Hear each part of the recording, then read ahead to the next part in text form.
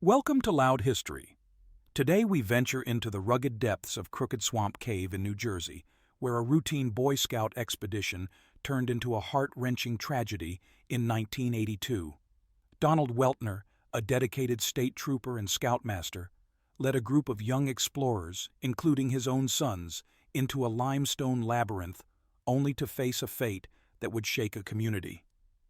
This is a story of bravery, sacrifice, and the unforgiving power of nature's hidden dangers. Crooked Swamp Cave, nestled in the rolling hills of Lafayette, New Jersey, stretches 250 feet, making it the state's longest-known cave. Formed from limestone, its twisting passages and tight crevices maintain a chilly 57 degrees Fahrenheit year-round, with winter flooding adding to its hazards.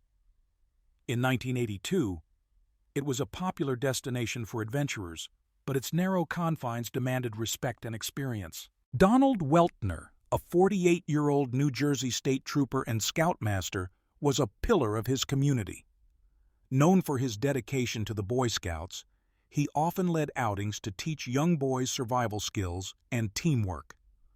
On March 27, 1982, he organized a caving trip for Troop 151, including his sons Christopher and Roger, eager to share his passion for exploration. The group of 12 scouts, aged 12 to 16, gathered at the cave's entrance, a low opening just 16 inches high. Donald, with limited caving experience, carried a flashlight and wore a helmet, his enthusiasm infectious. The boys, equipped with similar gear, followed their scoutmaster, unaware of the dangers lurking within the cave's depths. Inside Crooked Swamp Cave, the air was damp and cool, the walls slick with moisture. The group crawled through a narrow passage, their flashlights casting eerie shadows on the limestone. Donald led the way, his voice encouraging the boys to stay close and move carefully through the tight spaces. The cave's passages twisted like a maze, with some sections narrowing to just 5 inches wide. Donald, eager to explore, ventured into a cone-shaped crevice, crawling headfirst. The walls closed in, and his body became wedged, trapped, 75 feet from the entrance, in a vice-like grip of unyielding rock. Donald's predicament was dire. His legs and torso were pinned, his arms unable to move freely. He called out to the scouts, his voice calm but urgent.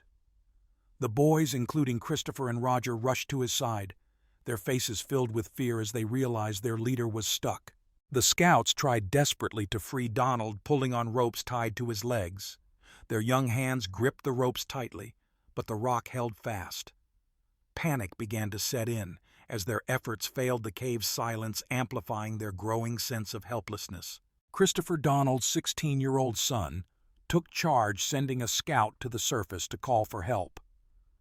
The boy emerged from the cave, his face pale, and ran to a nearby farmhouse to phone authorities. Within hours, emergency responders arrived, their equipment clattering as they prepared to face the cave's challenges. Rescue teams, including local firefighters and caving experts, descended into Crooked Swamp Cave. They carried drills, chisels, and jackhammers, determined to free the trapped scoutmaster. The narrow passage made their work difficult, with only one rescuer able to approach Donald at a time. The rescuers worked tirelessly, their tools grinding against the limestone. They attempted to chip away at the rock around Donald, but the cave's structure was unforgiving. Each strike sent vibrations through the passage, raising fears of a collapse that could endanger everyone. Above ground, a crowd gathered, including Donald's wife, June, and other scout families. Reporters arrived, their cameras flashing, turning the rescue into a media spectacle.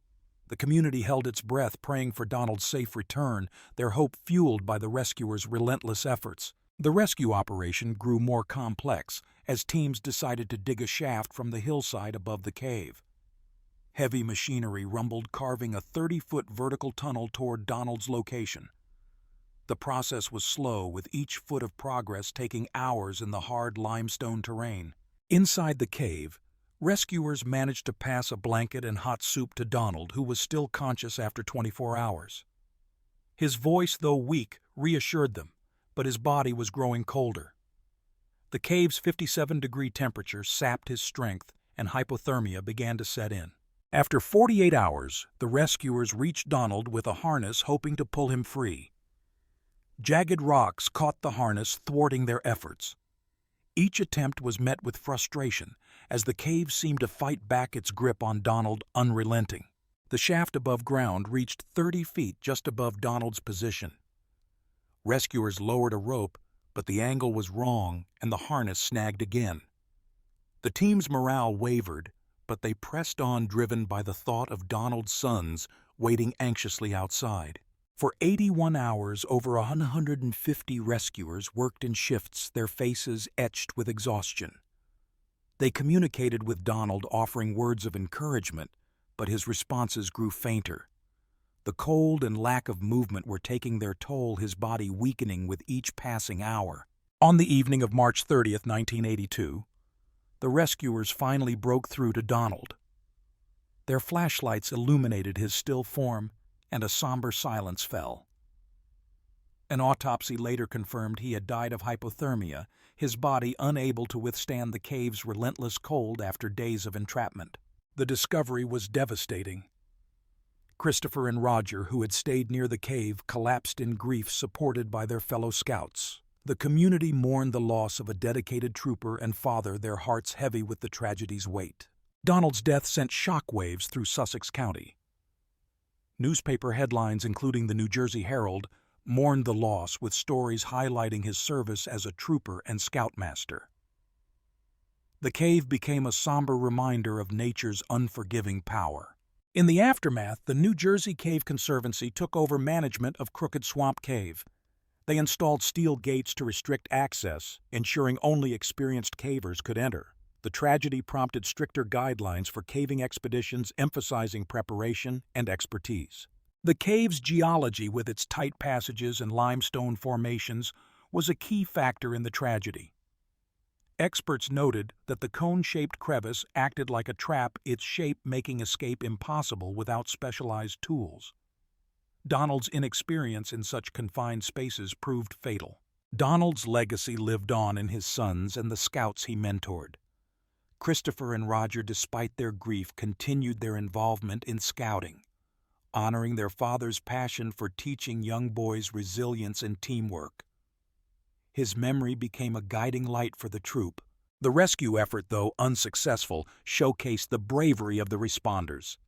Firefighters, cavers, and volunteers risked their lives in the cramped, dangerous conditions, their dedication a testament to the community's strength in the face of tragedy.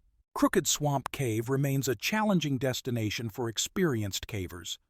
It's one 250-foot length a draw for those who respect its dangers. Guided trips are now regulated with safety protocols, ensuring that no one enters unprepared, a direct response to Donald's fate. The tragedy highlighted the importance of training for caving. Experts emphasize that even short trips require knowledge of cave geology and rescue techniques. Donald's limited experience underscored the need for thorough preparation in such unforgiving environments. Today, Crooked Swamp Cave is part of New Jersey's natural heritage, its limestone walls holding stories of adventure and loss. Visitors are reminded of Donald's story through plaques and guided tours, which stress the importance of safety and respect for nature. The community of Lafayette has not forgotten Donald Weltner. Annual memorials honor his service, and Scout Troop 151 continues to teach young boys the values he championed. His death became a catalyst for change, improving caving safety across the state. As we reflect on Donald Weltner's story, we see a man driven by a passion for teaching and exploration, whose life was cut short by the cave's unyielding grip. His courage and the bravery of those who tried to save him remind us to approach nature with caution and respect. Thank you for joining Loud History on this poignant journey. Donald's story teaches us that even the most well-intentioned adventures can turn deadly without proper preparation. Like, subscribe, and share to honor his memory. And until next time, stay curious, but stay safe.